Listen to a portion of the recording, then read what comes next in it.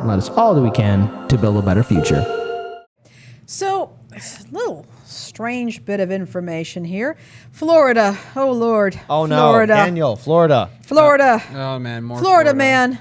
Namely the governor in this particular case. A specific Florida man. All right. A very specific Florida man. He has a Florida very specific man, set of you're skills. gonna have to address and your that is supposed Florida to be governor. freedom. And I thought that he was all about freedom and giving people freedom, but I think in this story he's not doing that. Well, it's weird. Essentially, he has signed a bill that will require public universities to survey students and staff annually about their beliefs to assess viewpoint diversity on campuses. According to this story from The Hill, the bill does not specifically say what's going to be done with this survey, but DeSantis has suggested budget cuts could be imminent if universities and colleges are found to be indoctrinating students. Okay, let's talk a little bit about this. Okay, first of all, I really want to know how these surveys are supposed to take place. It's one thing if people are being given a paper survey that they can, file fairly anonymously. But if they're going to go with an online survey, which my guess is what they're going to do, I really do have my concerns regarding the privacy there. Second thing is, all right, so they come up with people's viewpoints, and guess what? People have viewpoints. They have lots of viewpoints.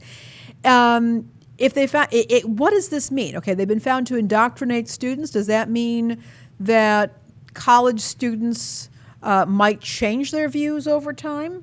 Well, they did that, and I've also changed a lot of my views since I was in college. I went in with different beliefs. I came out with beliefs different from that. My beliefs have changed over the years. That's kind of the point of having an education, is that you're going to be learning things. You're going to be learning from people who are supposedly experts. You're going to be interacting with other people. And if Governor DeSantis finds that this is happening at his universities, I don't know, is he going to pitch a fit? I think that what is happening, especially okay, so this is how I'm taking this. The fact that he has no prescribed solutions for what happens based on these surveys means one thing to me. He's not confident that he's going to get the answer he wants, or at least across the board, or it's going to show that there's an amount of diverse. Okay, let's say these surveys go out, every single person answers them. The survey comes out and it's like, oh, look, we got a third of people that are conservative. We got a third of people that are centrists. And then we got a third of people that are on the left. What's he going to say to that? Not that much. But what if instead it's Florida, maybe. Half of the people are conservative. Half are independent, half are left. If he had something written out that was like, if there's a discrepancy, the people that are being majority too much because he's expecting to be left turns out to be conservative, he screws himself on his own bill.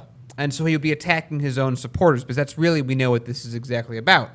So he's not given anything as what to be done. This is just a fact-finding mission because he's not sure exactly what's going to come out of it. But what I think he's hoping for is you got a lot of progressives, and then he's somehow able to align that with the viewpoints of the teachers at universities.